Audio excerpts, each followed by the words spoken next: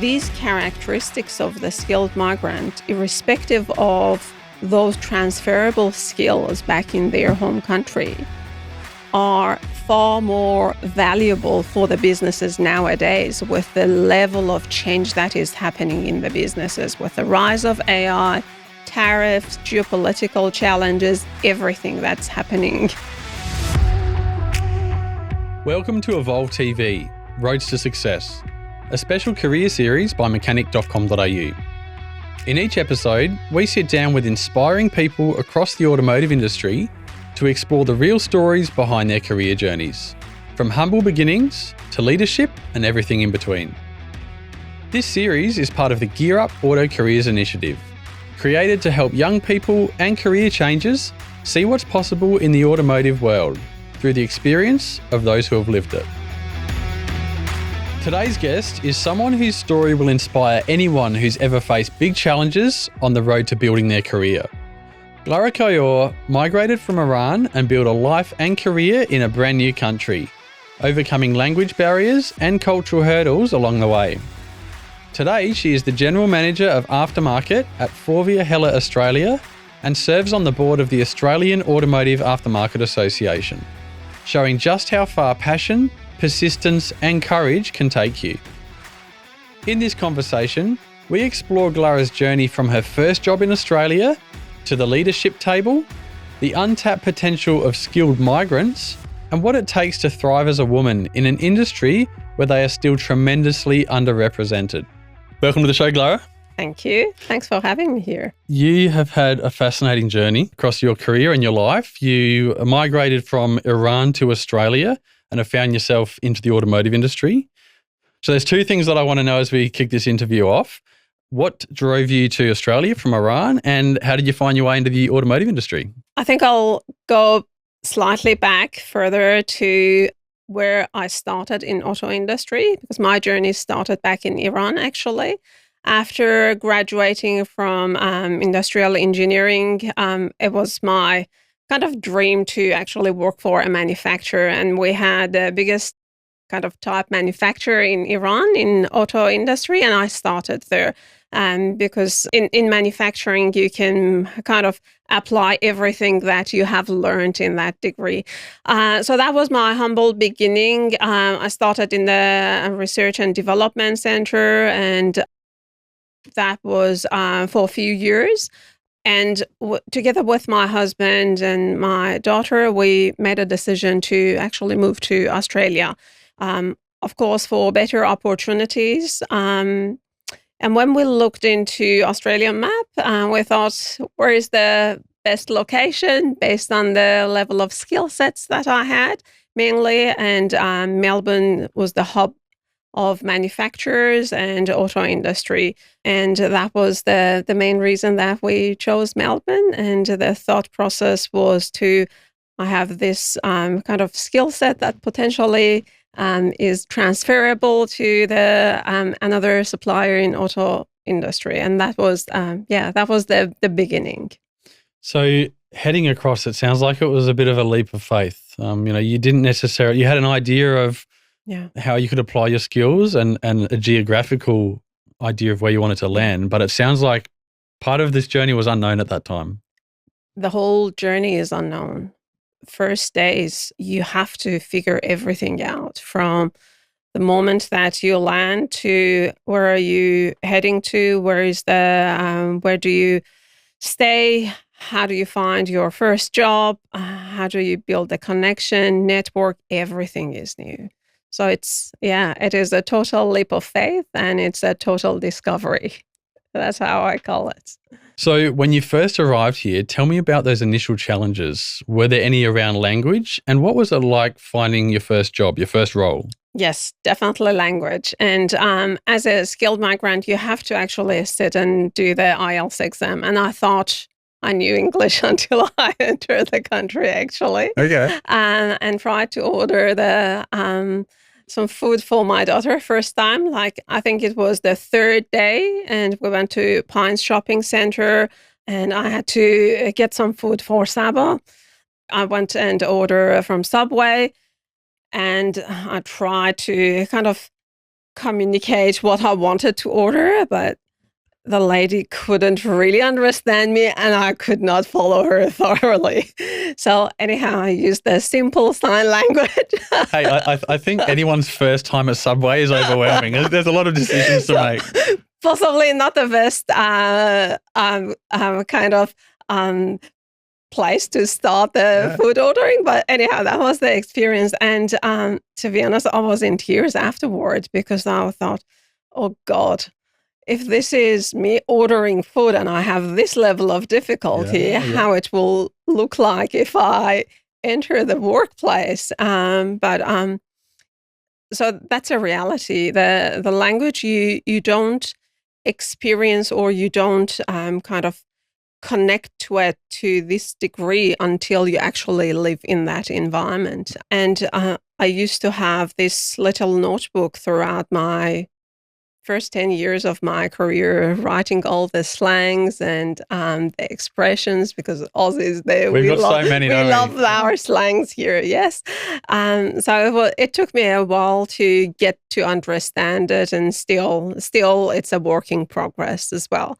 I go back to the story of finding my first job in Australia, and I go back again few weeks of between what actually happened, series of different events. So imagine that we live in this rental property for 2.5 months. It's a big place, and it's the house that the owner wants to demolish it. So without having a record of or rental history, it's really hard to find a rental place. So that was what we could find at the time. But the place was really cold, and it was a short period of time that we had the rental. So we needed to find another place. We find another place in Blackburn, small unit. It has a heating system and it's close to the public transport. We didn't have a car at the time. So that was key.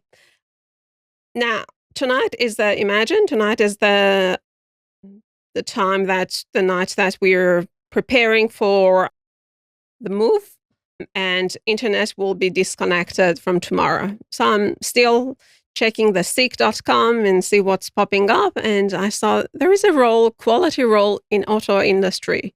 And I thought, oh, that sounds a perfect match. Apply for a role. Fast forward tomorrow, I'm in the bus moving from the rental property to go to the real agent to get the keys.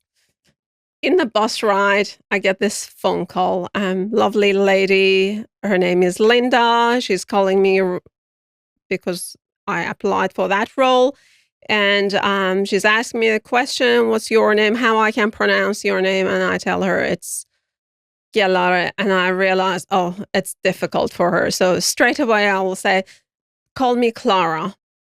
Find kind of a similar tone name, close enough. And she connects with me straight away. I feel that this is what she told me afterwards, that you made it easy for me. So we had a good chat about the role, and she said, this role has been filled already, but I wanted to talk to you because there are more roles similar to this that are coming. Anyhow, fast forward to next week. In the new property, the internet is connected, and I have this email from her. There is this job, quality. They're looking for somebody to get the ISO certification. It's a part-time role, part-time or contract role for 3 to 5 months. But if you're interested, you need to come for an interview now. And where should I go? It's in Cheltenham. We live in Blackburn. How to get to Cheltenham, figure out it with the bus and the train, get there, have a first conversation with her. And during the whole travel time, this is my mindset. I'm going to get this job, and I come back to family with a job. You had the vision of that. I had the vision. I had the vision in my mind, and this was what was going in my head.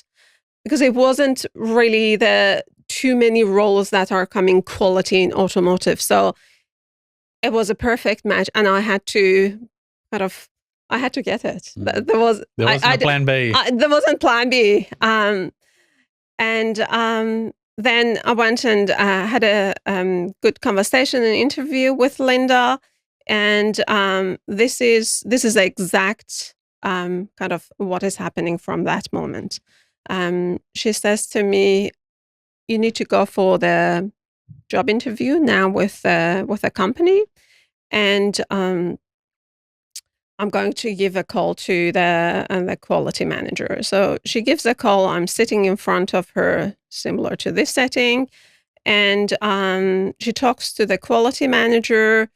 And apparently, the quality manager says that I'm happy with the second person that you have sent to me. No need for another candidate. And this is word by word. She says, "Wait until you see the next person that I'm sending and then make a decision." And he listens. And Linda tells me that, "All right, now you need to go. It's based in Mentone. Do you know how to get there?" And I say, "I'll figure it out. Is there a bus?" And she says, "You don't have a car." I don't have a car. She drives me to Hella. Mhm. We go. I sat down with the quality manager, Ivor, at a time, and we had a good 50-minute conversation around what are the steps that needed to be done to get the ISO certification. He saw all my qualifications. I was a lead auditor from TÜV and went through the same process back in my previous workplace. And he tells me this: "You've got the skills, and I can see that you have a potential. You need someone to give you a chance in this market. And I'm prepared to be that person." And to this day, that gives me a goosebump. He Yeah, changed our life. it's inspiring. Yeah. And that was my starting point. So, and Linda played Huge role, a role in that as well. huge role. Yeah. Like, So, there are a few people in my career that they have given me the opportunity, and there is no doubt about that. and I think there's two sides to this coin as well. They've obviously saw potential and given you opportunity, but it didn't fall in your lap either. You fought for it Yes, as well. yes, Yeah. So it's that's the both coming together. Yeah. 100%. And I think that is the um, you always hear and see these different kind of formulas for success. They all say it's a opportunity meeting the readiness, or you have to work hard. You have to put your efforts. You need to go extra mile, and you need to be prepared. But the opportunity needs to come as well, Yep. and the chance needs to be given too. So I think that was exactly what happened for me during those moments. So it was such a critical time. And you know, taking me back to before Subway, after you realised the language challenge there, brought you to tears because Yeah. of what's next, what lies ahead Yeah. here. But I guess you persisted with it, and Yeah, no doubt it was an ongoing challenge. Your notebook, and you're having to, totally. and even probably some of the language in automotive. I mean, you're familiar with it, Yeah. but I'm sure there were a few Yeah. learning curves after Yeah. that too. And also working with, I was the auditor, so I had to build up the quality system. So you need to deal with the different levels of organization, and everybody had their own way of kind of communicating. So it's a quite a steep learning curve in so many levels. So you were with that organisation from that Yes. date until today, or did you have a Until few? so I had few jobs, so I had few roles in between. Hella gave me a massive chance in my career, and that was the beginning in quality. Then I moved to inventory management and planning. Again, had the theoretical knowledge, but didn't pragmatically do it. Gave me a chance. Worked in planning, and the thought process at the time for me was that to kind of diversify my skill sets as well. Then moved to, I think there was a project around SAP. I put my hand up. Can I be part of it? Drove that project. Then I think after 2 years, first kind of leadership opportunity opened up as well. And there was another great leader that gave me a chance, Deepak. He opened up the leadership door for me and ran the in-house packaging, quality, planning, headed the whole operation, left Hella, went to Babco, and then moved to consulting. I went to EY, and that was again taking a leap of faith from auto industry, auto. But again, utilizing some of those kind of common skill sets that you build and the mindset of, if I don't know, I figure it out. Yeah. Learning, that curiosity, and it was absolutely amazing journey in the consulting as well. And I came back to Hella a few years ago, 3 years ago, headed product management and marketing, and since 2 years ago, I'm heading the aftermarket. And it's all of those steps along the way have been necessary to guide you to where you are today. Totally. And I think if you stay in that comfortable area that there's so much that you can grow. You don't grow, do you? You need to put yourself out there, and you need to go through a level of discovery of the new land and the new place. And this is where you sharpen your skills more. This is where you build more resilience. This is where you actually grow. I think when you've got that enthusiasm about something that's coupled with a bit of fear, that's kind of a green light. Yeah. It's like, just jump in and work it out. Yeah. Excellent. So you obviously had a lot of capability, skills and drive along this journey. Were there any particular habits personally that you practiced that helped you along the way? Sure. I think initially in my career, it was more about taking the initiatives, solving problems without being asked, seeing the patterns, putting your hand up and driving it. Later in my career, once I started the leadership role, was about how I can build the enabling environment that help others to grow, help others to collaborate better, build on each other ideas, and so on. So it was a shift from me to being an enabler. But I think this side of the story, or the individual contributors, is perhaps a 30% of the whole equation. I will say 70% of it is about the system, is about the environment that you work in, and it's about the leaders that you work with. And those make a bigger difference in someone's success than just the individual characteristic. That's my kind of view.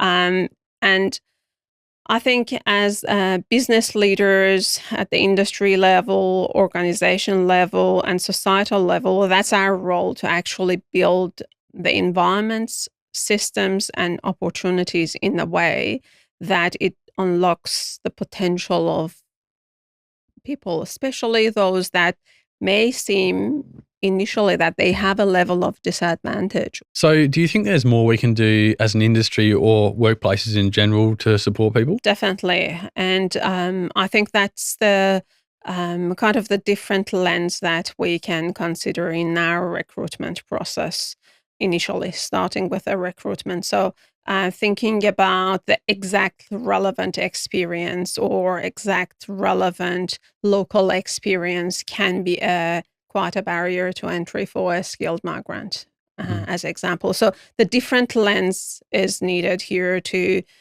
think of, all right, what about the potential? Can we unlock the potential? Does this person have possibly the right characteristics that can learn the job or learn the culture and learn the environment? So recruiting for differences rather than recruiting for the exact kind of the same harmony, keeping that harmony. So recruitment practices can be more inclusive, definitely onboarding, helping in terms of to support the the learning of the culture and the ways of doing with maybe a body system, mentoring systems, and also trialing part-time or internship or contract type of roles for the people that possibly do not have those level of local experience. So I think there are different methods that we can do that invites for more diverse backgrounds. And as an employer at any level, whether it's a small business or an enterprise, what are some of the benefits of, putting in the effort to try and tap that more diverse workforce? I can hear, some small businesses saying that's a lot of work and that's the long way home. But, there's some real opportunities, particularly with skilled migrants. What are some of those? So I think, first of all, data shows us that diversity drives the innovation. So definitely in terms of the mega studies that have been done, it shows that when you bring that diverse thinking to the table, this is where the innovation happens. However, it's a hard road. It's not an easy road. So going back to the skilled migrant question, I think I answer it from two layers. One, first, looking at the world that we live in right now. So what's the situation with the world? It's volatile. The uncertainties continuously on the rise. The complexities of it is like happening. Everything is happening. And it is quite ambiguous. So, and that is the definition of the VUCA world that we live in. So what sort of skills and characteristics we need in this world to be able to actually find the ways? And if I look at the characteristic, it's more about the mindset of being comfortable with a change, being comfortable with ambiguity, being comfortable with not knowing and figuring things out, having the drive to actually learn, to find the way, to problem solve, and to adapt. And now the second part of the question, I'll walk through the skilled migrant steps. So what happens for the skilled migrant? You leave your country, the country that you have studied, you've built your network, you've got your family, you've worked there. It's a known environment and you leave all of that behind. So first of all, you've got quite a courage. Step into totally an unknown place. Yes, you've read through it and with a Google and all of that, it makes our life easier nowadays. But until you haven't lived it, you don't know. So every step on that way, it is a discovery. So you're comfortable, you're becoming more comfortable with the continuous change. Yeah. You're becoming comfortable with the learning and figure things out. You find quickly that you need to adapt with a culture, with different layers of what needs to happen to make a living. And you build the more resilient characteristic as well along the way. So the conclusion I want to draw is that these characteristics of the skilled migrant, irrespective of those transferable skills back in their home country, are far more valuable for the businesses nowadays with the level of change that is happening in the businesses, with the rise of AI, tariffs, geopolitical challenges, everything that's happening. It is becoming quite a volatile world. So we need these kind of characteristics and skills far more than the hardcore technical skills. Yeah, those traditional vocations are important, but if we just stay with what we know, we're kind of stuck in an echo chamber. We don't have any new outside information. So, by the very nature of a migrant or skilled migrant's journey, they're forced to be adaptable and resilient and all of those things that you mentioned. And look, we see this in our experiences today out in the public or in the workplace. There's a lot of intangible benefits that migrants bring to the workplace. And yeah. it's not always obvious at first glance. But, there's many stories I can think of where, it's really played out that way. Yeah.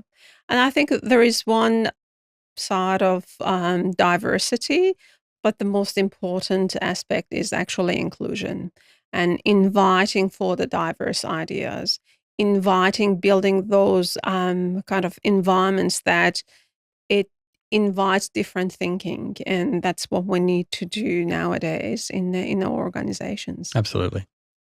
Now, I want to take a change of pace. Women are still tremendously underrepresented in our industry, both in technical roles Yeah. as well as leadership.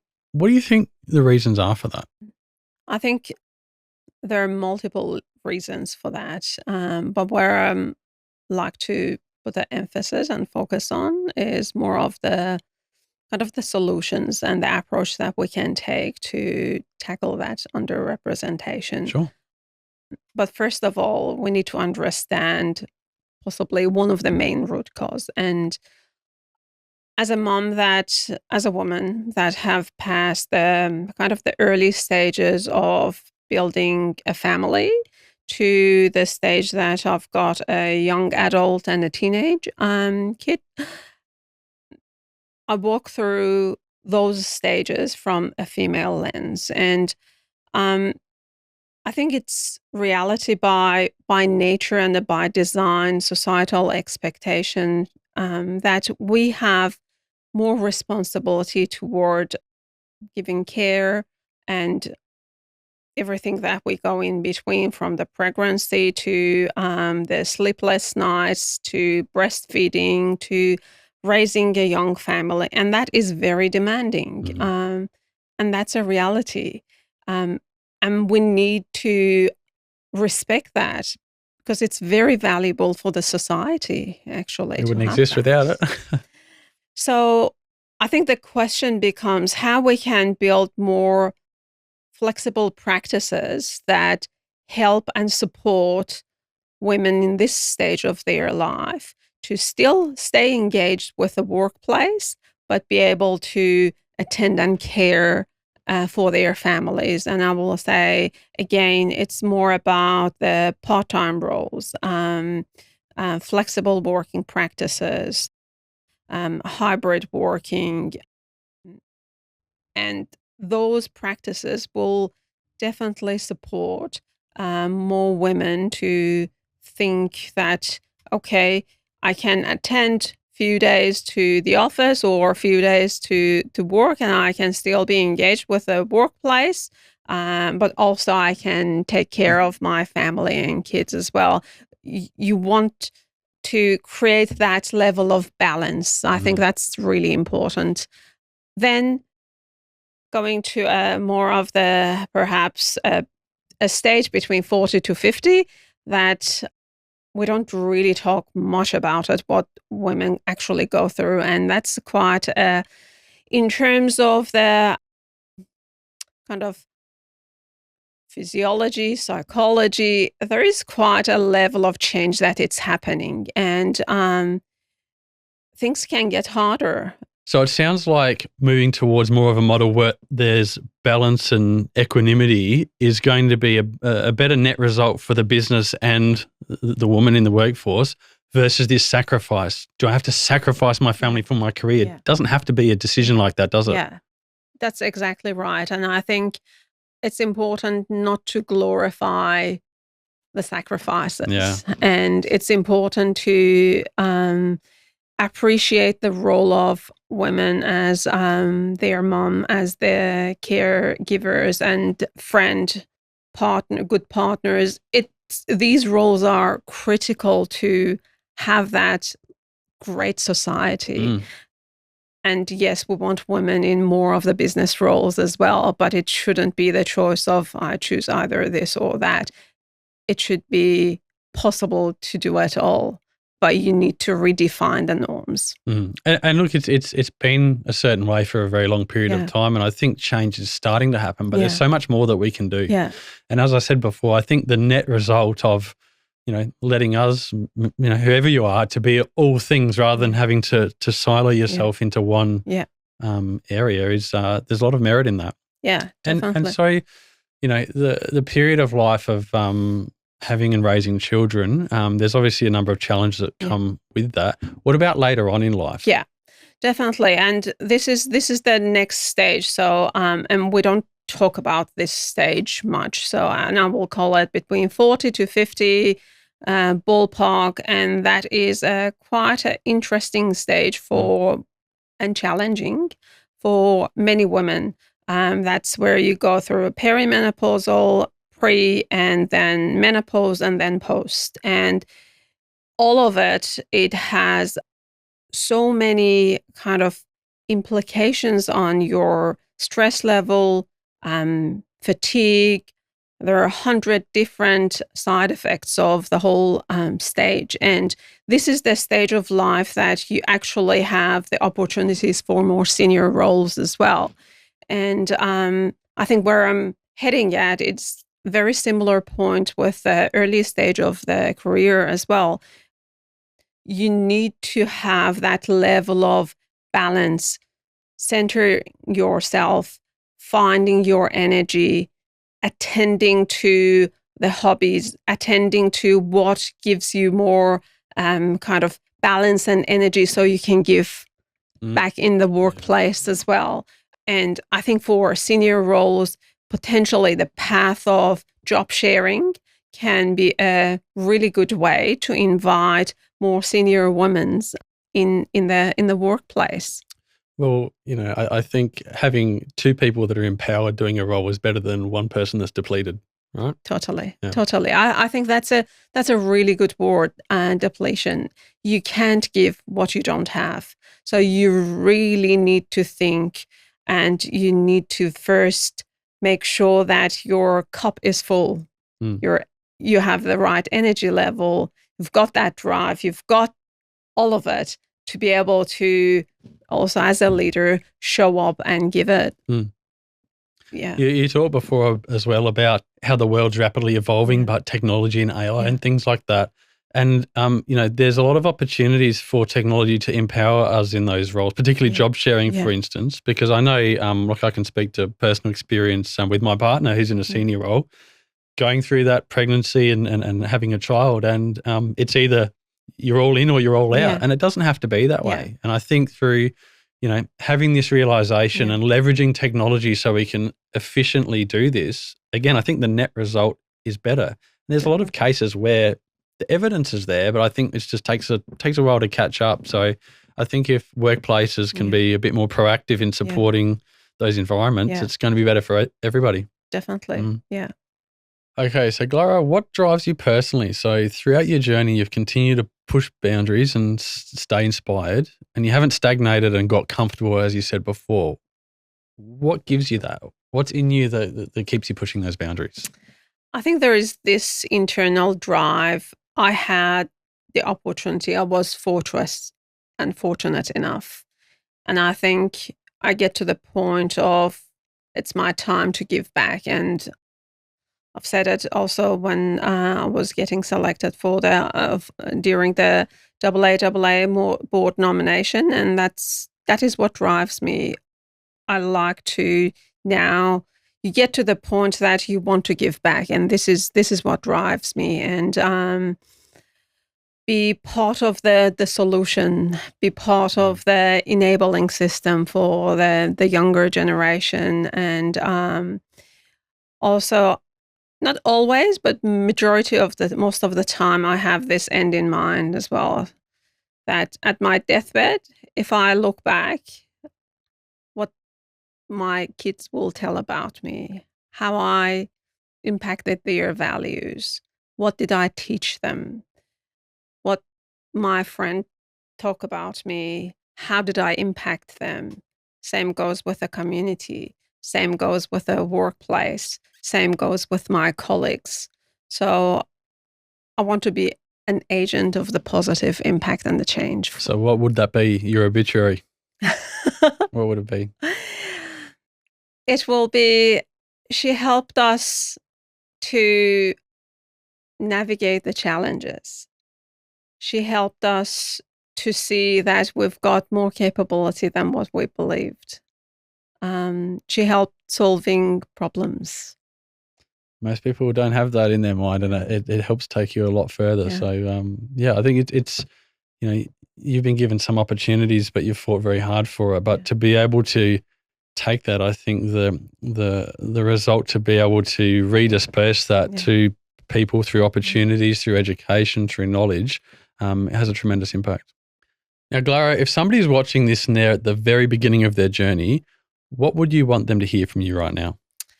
My key message to them is about be very deliberate around your character building. I think nowadays we talk about skill sets and they're very important, but the mindset is what enables you to build the relevant skill sets over the time. So my message to the young generation is be deliberate around what goes through your mind, how do you show up, how do you learn from the mistakes, do you put yourself in a more challenging environment because you're learning, do you show the adaptation, are you building your resilience, and be very deliberate about building that growth mindset. That's my message to the younger generation. And that give me a couple of things there. So one, it's around, I guess, having that end in mind. So to be deliberate about, one is knowing yourself, who am I? Yeah. Where do I want to go? Yeah. And then mapping that out, because a lot of us kind of just wander through life and just let life push us in different directions. And I think when you've got that clear vision and purpose in your mind, that you can get there a lot more efficiently. Yeah. And secondly, when we have certain events happen in our lives, we label them as good or bad, right? This is bad, this is good. Yeah. The subway experience, the interview that you had, they weren't good or bad events. They were just events that were necessary steps on the way there. So I think probably being a bit more balanced in our perception of the events as we go along our journey, there's a lot of merit in that. For sure, because that perception and how you interpret and what lessons you learn from those events is what actually builds you up. It's feedback, isn't it? It's just feedback to help you refine your mission and keep moving forward. Exactly. I love that answer. And I've got one more question before we wrap this one up. So when we step back and we look at the automotive industry, if you had to sum it up in one word, our industry in automotive, what would it be and why? I'll say it's transcending. And the reason for that is that it's continuously breaking those levels of limitations, what we imagined once. It's breaking through that. So I don't know if my lifetime will see the flying cars, but maybe that's what's coming. Well, I mean, the limits are only the ones we impose on ourselves, aren't they, in our mind? And, if you look at it through a technology lens, if we look back decades ago, the kind of thing that was in science fiction movies is just commonplace today. So, the mind does boggle in terms of where we'll be in the future. But, I think we've just got to break those stigmas and societal norms. And there's a hell of a lot of opportunity out there. 100%. Thanks so much for coming today. You're very welcome. Thanks for having me around. If this story inspired you or someone you know to consider a career in automotive, head to gearup.careers to explore real pathways, job opportunities, and more stories from across the industry. And if you're already in the industry, share this episode and help us show the next generation what's possible.